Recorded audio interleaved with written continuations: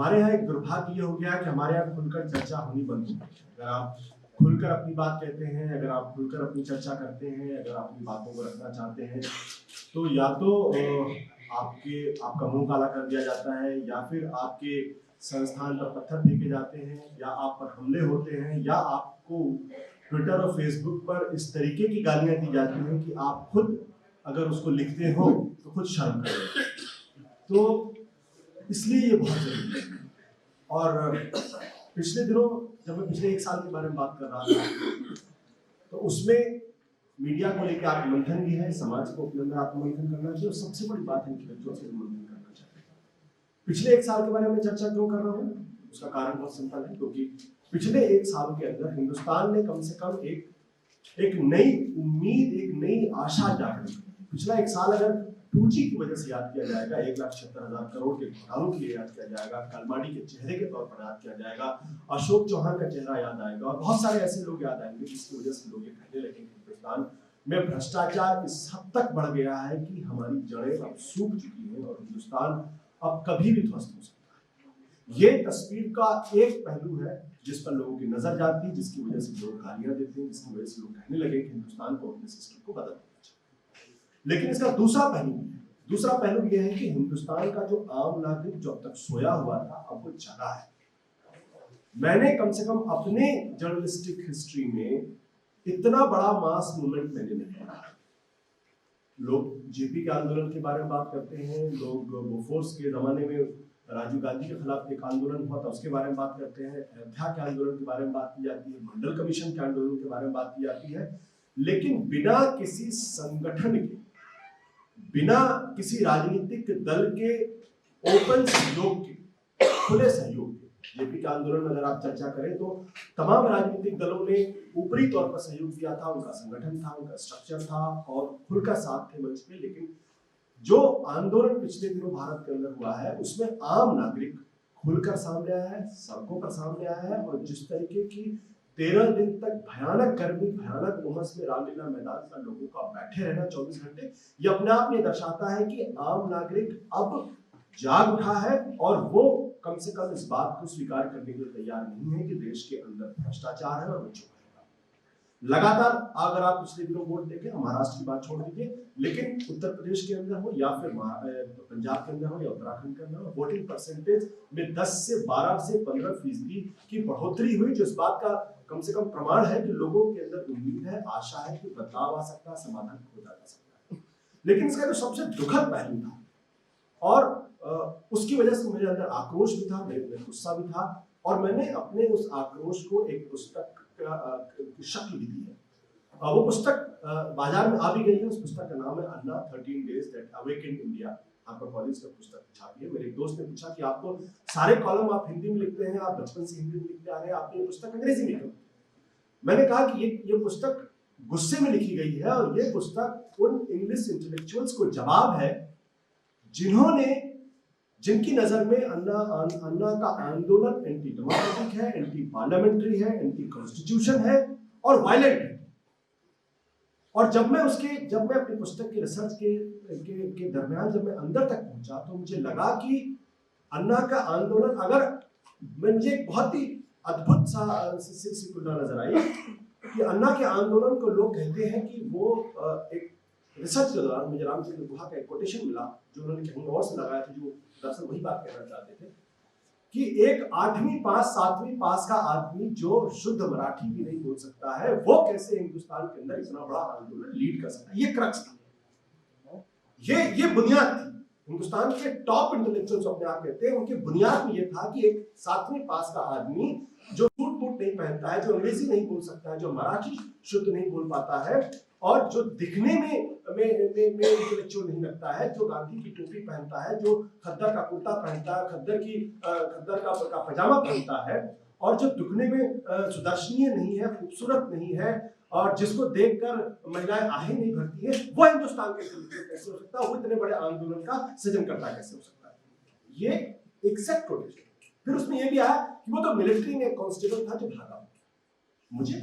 मैं अन्ना हजारे का समर्थक नहीं हूं, मैं उस आंदोलन का समर्थक हूं और इस बात का विरोधी हूं कि जब आपके विचारों की विचार जो है वो ऐसी जगहों से न, अगर आप आंदोलन का एनालिसिस कर रहे हैं और आंदोलन के इस आधार पर खारिज कर रहे हैं क्योंकि वो एक व्यक्ति है जो पढ़ा लिखा नहीं है, जो 7वीं पास है, तो मुझे उस पर ऑब्जेक्शन।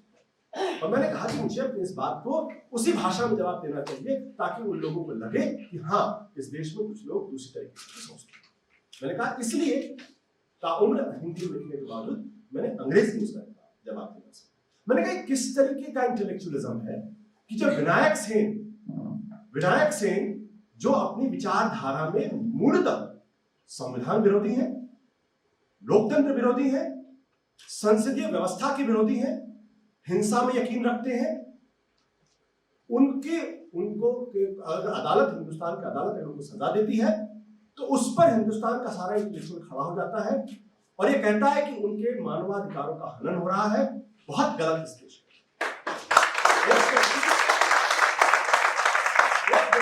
पिछले 1 साल के अंदर, चाहे वो रामलीला मैदान हो, चाहे वो जंतर मंतर हो, एक पत्थर कोई बता दे कि एक पत्थर भी कहीं उछला हो, कहीं किसी बस का शीशा टूटा हो, कहीं टीयर गैसिंग हुई हो, कहीं गोली चली हो उस आंदोलन के दौरान, और उसको भाई लोग कहते हैं कि हिंसक आंदोलन है, संविधान विरोधी आंदोलन है।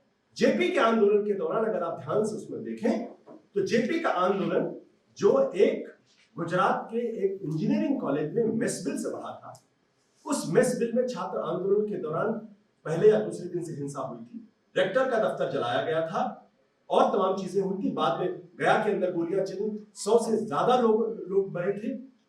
रोजाना सड़कों पर हंगामा होता था। मैं बचपन में बहुत छोटा था, मैंने देखा था किस तरीके से उस दौरान वहां पर दुकानें लूटी जा रही थी। यहाँ कुछ भी नहीं हुआ। आंदोलन आके खत्म होता है इस बात को लेके कि पुलिस और सेना अगर चाहे, अगर उसको लगता है कि सरकार के ऑर्डर्स गलत है तो उसका विरोध करे, उनको न। हम जेपी आंदोलन की तारीफ करेंगे लेकिन इस आंदोलन की बुराई करेंगे क्योंकि एक अनपढ़ गंवार के दिखने वाला आदमी जो हिंदुस्तान के गांव से जुड़ा हुआ है, हिंदुस्तान के गांव की भाषा बोलता है, वो इस आंदोलन को लीड करेगा तो वो गलत होगा, असंवैधानिक होगा। विनायक सेन का आंदोलन जो है वो सही होगा, जो भारत के संविधान, भारत की मूल ये जो दोगलापन है हमारे देश के इंटेलेक्चुअल्स का, दिक्कत वहां पे है। और ये क्यों है? ये इसलिए है क्योंकि जब हम शंकराचार्य को कोट नहीं करेंगे, जब हम रामानुजम को कोट नहीं करेंगे, जब हम सांख्य को कोट नहीं करेंगे, जब हम चारवाक को कोट नहीं करेंगे, हम वॉल्टेयर को कोट करेंगे, हम कांट को कोट करेंगे, हम हेगल को कोट करेंगे, हम मार्क्स को कोट करेंगे, हम तब प्रॉब्लम उस स्तर।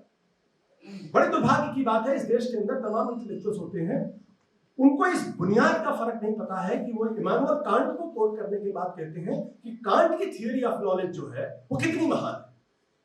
और अगर आप ध्यान से देखें तो कांट का थ्योरी ऑफ नॉलेज जो है वो दरअसल शंकराचार्य के थ्योरी ऑफ नॉलेज का हूबहू है। थ्योरी ऑफ नॉलेज क्या है? इंस्टिंक्ट, इंटेलेक्ट और इंट्यूशन। शंकराचार्य क्या कहते हैं? ज्ञान की तीन श्रेणियां वही बताते हैं, उसमें भी इंस्टिंक्ट है, उसमें भी इंटेलेक्ट है और उसमें भी इंट्यूशन है। जहां पे अंत में वो कहते हैं सत्य क्या है? सत्य अनिर्वचनीय। सत्य क्या है? नेति। जब उस सत्य की परिभाषा खोजते अंत में पहुंचते हैं और कहते नहीं, सत्य ये भी नहीं है, ईश्वर ये भी नहीं, क्योंकि जैसे हम ईश्वर के बारे में बताएंगे ईश्वर क्या है, हम ईश्वर को सीमित करने की कोशिश करते हैं और जैसे ही उसको परिभाषित करने की कोशिश करते हैं, यानी सीमाओं में ईश्वर को बांधते हैं, ईश्वर सीमाओं के परे है, तब वो कहता नहीं ये भी नहीं है, नेति, ये भी नहीं है, वो भी नहीं है, वो भी नहीं है, ये भी नहीं है, सत्य इसके कुछ और है, ईश्वर कुछ और है। तो हमें शंकर का दर्शन खराब लगता है, हमें कांट का दर्शन अच्छा लगता है, क्योंकि कांट को कोट करके, इमानुएल कांट को कोट करके हम अपने आप को प्रबुद्ध इंटेलेक्चुअल बनाने की कोशिश करते हैं। बुनियादी फर्क इसीलिए इस देश के अंदर अगर आपने देखा होगा तो खास तरीके का जो इंग्लिश वर्ग का जो प्रबुद्ध है, जो इंटेलेक्चुअल है, उसने इस पूरे आंदोलन को खारिज करने की कोशिश की, जबकि उसके खारिज करने का कोई कारण नहीं।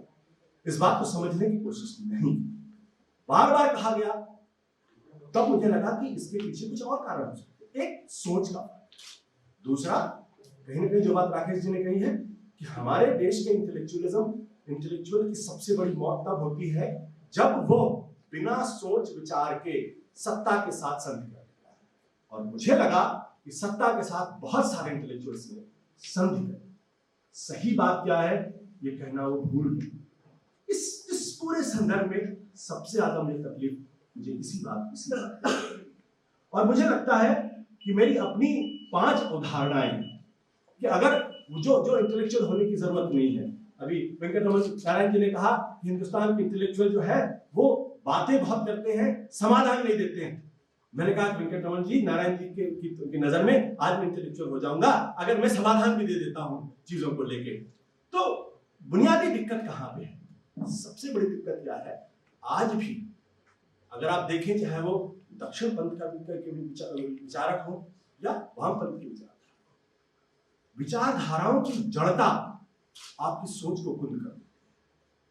1847 की विचारधारा 2012 में कैसे रेलिवेंट हो सकती है, मैं कभी नहीं समझ पाया इस बात। 1990 में जो विचारधारा एक के बाद भरभरा के गिर गई, उसको आज भी आप जस्टिफाई करने की कोशिश करेंगे तो गलत हो। वो इसलिए है क्योंकि विचारधाराओं ने आपकी दृष्टि को कमजोर कर दिया है, धूमिल कर दिया है, आप देख नहीं पाए। विचारों की स्वतंत्रता होनी चाहिए, विचारधाराओं के कटघरे से बाहर निकलने की कोशिश करनी चाहिए। मुझे लगता है कि अगर हिंदुस्तान को आगे जाना है तो उसको उत्तर और दक्षिण की विचारधाराओं से परे पूंजीवाद, मार्क्सवाद या कुछ और वाद के से अलग सोचना पड़ेगा। उसको विचारधाराओं के कटघरे में रहकर अपने आप को सही या गलत साबित करने की कोशिश नहीं करनी चाहिए। ये मुझे लगता है कि हिंदुस्तान के इंटेलेक्चुअल्स को अब इस संदर्भ में देखना चाहिए कि आप मार्क्सवाद आज अगर आप ध्यान से देखें तो दुनिया में मार्क्सवाद क्या था? एक तरीके का मार्क्सवाद ने एक ऐसे एक समाज की अवधारणा दी, समाज का विश्लेषण किया, विश्लेषण करने के बाद उस पर एक राज्य व्यवस्था बनी। वो राज्य व्यवस्था क्या थी कि हिंदुस्तान का राज्य व्यवस्था थी कि अंत में जो स्वतंत्रता के आधार पर शुरू हुआ, जो हर व्यक्ति को आजादी देना चाहता था, वह विचारधारा, उस विचारधारा ने हर व्यक्ति के सोचने की शक्ति को खत्म, उसको प्रिजनर बना दिया, उसको कैदी बना दिया, उसको खुद सोच ही नहीं सकता। शीर्ष पर बैठा हुआ सिर्फ एक आदमी को सोचने की आजादी थी, यानी जीवन के तमाम पहलुओं को पूरी तरीके से राजसत्ता के अधीन कर दिया। अगर आज आप ध्यान से अगर आप देखें तो जो पूंजीवादी व्यवस्था पश्चिम की है उसमें भी कमोवेश भी स्थिति है। वहां पर भी अभी आपने स्वीडन का मामला या स्विट्जरलैंड का मामला, आपके स्वीडन या स्विट्जरलैंड का मामला, नीदरलैंड का मामला था कि एक माँ बाप को इसलिए उसके बच्चे से अलग कर दिया गया क्योंकि माँ बाप ना दें, क्योंकि आरोप ये लगा कि माँ बाप अपने बच्चे को अपने हाथ से खाना खिलाते। अब आप सोचिए, जहां आपको अपने बच्चों को अपने हाथ से खाना खिलाने की आजादी नहीं है, मेरी नजर में वो भी टोटलिटेरियन स्टेट है। वो कैसा आजाद देश है? वेस्ट के अंदर अगर आज आप अपने बच्चे को एक थप्पड़ से लगा दें तो वहां पे एक नंबर होता है, उस पे जैसे ही वो नंबर बच्चे दबाएगा, एक साथ फायर ब्रिगेड की गाड़ियां, पुलिस की गाड़ियां और सब आ जाएंगी और हो सकता है आपको 3 दिन जेल में डालना।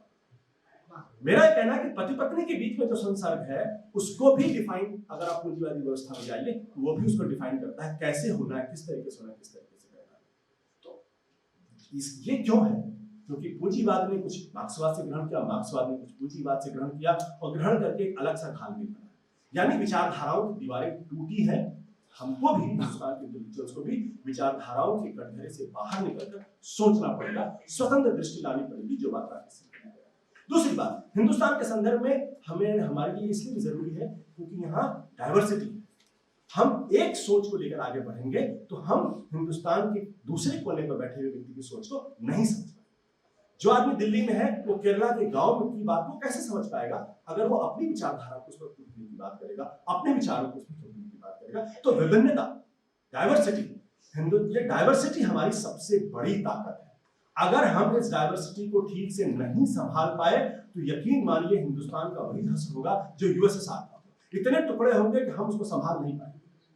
हमको अपने सिस्टम के अंदर वो रेजिलियंस लाना पड़ेगा, सोच के स्तर पर लाना पड़ेगा, स्टेट अपैरेटस के स्तर पर लाना पड़ेगा, हमारे अपने कथनी में उसको लाना पड़ेगा। हमको ये सोचना पड़ेगा कि तेलंगाना में बैठा हुआ आदमी ऐसा क्यों सोच रहा है, हम उसको रबिश नहीं कर सकते, हम उसको बुलडोज नहीं कर सकते। अगर हम करेंगे तो एक नहीं हजारों तेलंगाना इस देश के अंदर होंगे, हम कुछ नहीं कर पाएंगे। तो ये दर्शन के स्तर पर भी हमको लाना। तीसरी बात जो मुझे महत्वपूर्ण लगती है, जो हिंदुस्तान के इंटेलेक्चुअल को सोचना चाहिए, जिसका बहुत भारी अकाल है देश के अंदर, वो ये है कि हमारी पूरी की पूरी सोच शहर तक सीमित है, अंग्रेजी भाषा तक सीमित है, कॉन्वेंट तक सीमित है। उसको गांव से जोड़ने की कोशिश नहीं की गई। गांव में जाकर बातें करना फैशन हो गया, जैसा कि नारायण जी ने कहा। लेकिन क्या वाकई हमारे इंटेलेक्चुअल्स की सोच गांव तक जाकर उसको इंटीग्रेट करती है अपनी सोच में, उसको एनर्जाइज करती है, वहां से ऊर्जा लेती है, नहीं लगती? मुझे व्यक्तिगत तौर पर लगता है कि ऐसा नहीं है। जब तक वो नहीं होगा तब तक हिंदुस्तान की जो अपार क्षमता है, अपार ऊर्जा है, जो गांव में सीमित है, उसका हम नहीं कर पाएंगे। और इसीलिए जो बुनियादी जो ओरिजिनल थिंकिंग होनी चाहिए वो भी इस देश के अंदर नहीं है। चौथी चीज मुझे लगता है जिसके बारे में भी गौर होना चाहिए, वो है रूल ऑफ। हमारे यहाँ क्या है, हमारे यहाँ लोग कहते हैं भ्रष्टाचार। मैं कहता हूँ भ्रष्टाचार है, भ्रष्टाचार हर समाज के अंदर है। अमेरिका के अंदर है, चाइना के अंदर है। चाइना के अंदर पिछले 2004 में 70,000 पिटीशंस थे भ्रष्टाचार के खिलाफ। 2010 तक उसकी संख्या 2 लाख से ज्यादा। चाइना में ट्रेडिशन, वहां पे चूंकि राजशाही पिछले 2000 साल तक रही है, तो वहां पर अगर आम आदमी को लगता है कि वहां का जो स्थानीय जो अफसर है या मालिक है या जो भी है वो आपके साथ अन्याय कर रहा है, तो आप पिटीशन दीजिए उसके खिलाफ, और वो पिटीशन अंत में राजा तक पहुंचती है। अब वो चूंकि राजशाही नहीं है, मार्क्सवादी व्यवस्था आ गई है, तो वहां पर भी वो पिटीशन की व्यवस्था अभी भी जिंदा है। वो उस पिटीशन की संख्या जो 2004 में 70,000 थी, आज वो बढ़कर करीब 2 लाख, पौने 2 लाख, पौने 3 लाख के आसपास हो गई। यानी भ्रष्टाचार के भयानक किस्से वहां। शंघाई के साथ भी डेवलप किया था, अंत में उस चाइनीज कम्युनिस्ट लीडर को गिरफ्तार करके उसको फांसी की सजा दी गई। तो भ्रष्टाचार हिंदुस्तान में है, हम उसका रोना रोए कि हमारी संस्कृति में गड़बड़ी है, उससे कुछ नहीं होता। वो क्यों है? अमेरिका के अंदर भ्रष्टाचार है, लेकिन वहां कम क्यों है? क्योंकि रूल ऑफ लॉ, कानून का शासन। हमारे यहाँ कानून का शासन नहीं। हमारे यहाँ क्या है, हमारे यहाँ उस कानून से बचने की तमाम कोशिश की। तो अगर हम रूल ऑफ लॉ कर रखें कि अमेरिका के अंदर अगर जॉर्ज बुश की बेटी है, अगर वो दारू पी के, शराब पी के अगर गाड़ी चलाती है, वो पकड़ी जाती है तो उसको सजा मिलती है। हमारे यहाँ अगर बड़े किसी नेता के परिवार का आदमी दारू पी के शराब करता है, तो पुलिस वाला उसको सलूट मारेगा, उससे पैसे भी नहीं लेगा, उसको जान देगा। तो जिस दिन भ्रष्टाचार इसलिए हो रहा है क्योंकि हमारे यहाँ रूल ऑफ लॉ को भी कहीं ना कहीं अपनी सोच में लाना पड़ेगा और देखना पड़ेगा। ऐसा पांचवी चीज जो मुझे लगती है महत्वपूर्ण बात यह है कि इस देश के अंदर हम टेक्नोलॉजी के रिवोल्यूशन के बारे में बात करें। जैसा कि वेंकट नारायण जी ने कहा कि भाई कहीं भी पत्थर फेंक दीजिए, आपको 2 आईटी के प्रोफेसर्स मिल जाते हैं। बहुत अच्छी बात है, हमने सॉफ्टवेयर डेवलप किया, बट हमने क्या ओरिजिनल कंप्यूटर डेवलप किया? क्या हमने इंटरनेट डेवलप किया? क्या नहीं। तो जो फंडामेंटल्स, जो मौलिक स्तर पर जो रिसर्च होनी चाहिए, वो मौलिक स्तर पर रिसर्च नहीं हो रही है। हम बारोड सिस्टम पे काम कर रहे हैं। हमको लगता है कंप्यूटर अमेरिका ने बनाया है, गाड़ी उन्होंने बनाई है। हमने पिछले 100 सालों के अंदर ऐसी कोई बुनियादी चीजें नहीं की जिस पर हमने गर्व। हाँ, इसलिए उसको भी वहां पर लाने की जरूरत है, उसको ठीक करने की जरूरत है। और छठी चीज जो मुझे लगता है कि वैल्यू ऑफ लाइफ। हमारे इस देश के अंदर किसी भी इंटेलेक्चुअल को इस बात को लेकर तकलीफ नहीं होती है कि सड़क पर कोई आदमी मर जाता है, सड़क पर कहीं पे फायरिंग हो जाती है, 50 लोग मार दिए जाते हैं, उसकी कोई चिंता नहीं। आज आप देखिए, इजराइल एक छोटा सा नन्हा सा देश है, उसके देश की यहाँ पे आपके औरंगजेब रोड पर एक महिला को चोट लगती है और वहां का प्राइम मिनिस्टर फौरन रिएक्ट करता है। हमारे यहाँ वो रिएक्शन नहीं होता। हमारी अपनी जिंदगी में भी अगर आप देख लें तो हमारे यहाँ जीवन का कीमत ही नहीं है। हमें लगता है कि 121 करोड़ का देश है, इसलिए यहाँ जीवन की कीमत करने की कोई मतलब नहीं। तो जब तक हम वैल्यू, जिंदगी की कीमत नहीं रखेंगे, जब तक उसको नहीं समाहित करेंगे, यकीन मान लीजिए जब तक इन तमाम बुनियादी चीजों पर चर्चा नहीं होगी, जब तक इन पर बात नहीं होगी, तब तक एक बहुत सबल हिंदुस्तान के बारे में हम सोच लें और ये सोचे कि हिंदुस्तान आने वाले समय में सुपर पावर बन जाएगा, मुझे इस बारे में थोड़ी आपत्ति है। इसलिए हिंदुस्तान के इंटेलेक्चुअल्स को जो है अपना दोगलापन छोड़ना पड़ेगा। हिंदुस्तान के इंटेलेक्चुअल्स को हिंदुस्तान के गांव से जुड़ना पड़ेगा। हिंदुस्तान के इंटेलेक्चुअल को भारतीय दर्शन में जाकर विदेशी दर्शन से प्रेरणा न लेने का जो लोभ है वो छोड़ना पड़ेगा। आम व्यक्ति के जीवन को समझना पड़ेगा। जब तक वो नहीं होगा तब तक दिक्कत होगी, और दिक्कत इसी स्तर पे होगी, राजनीति आपके लिए रास्ता तैयार करेगा, आप उसका ड्राफ्ट तैयार करेंगे। जिस दिन धारा ये हो जाए, आप ड्राफ्ट तैयार करें और राजनीति उस पर चले, वो दिन कब आएगा? मैं भी देखूंगा, आप भी देखूंगा।